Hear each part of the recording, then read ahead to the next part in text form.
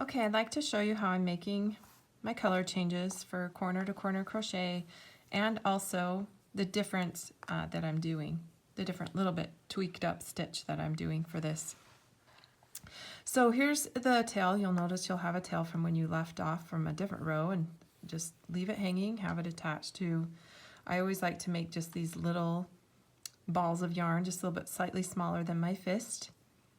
And so when it's time to change color, I just go ahead and, get that yarn ready, but I want to make sure I pull it around from the back still so that piece gets hidden back over there. And I just pull it through, tighten it down, and start my stitch. So I have been starting with a chain 3 just like usual and 1 double crochet, which is pretty typical. But instead of finishing the block with 2 more double crochet, I've been turning those into double crochet clusters.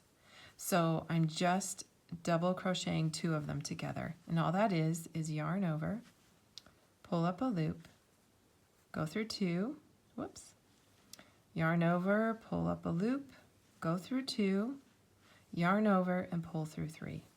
So it's a chain 3, a double crochet, and 2 clusters of double crochet 2 together. I'll show you again. I'm slip stitching, chaining 3, yarning over, double crochet, and here I'll start my next cluster. Yarn over, pull through 2, yarn over, pull through 2, pull through 3. Do it one more time. I am using a K size hook, so it's a little bit bigger, and I guess the reason why I'm doing it is just because I wanted the blocks to be a little bit thicker and fuller, not have so many gaps.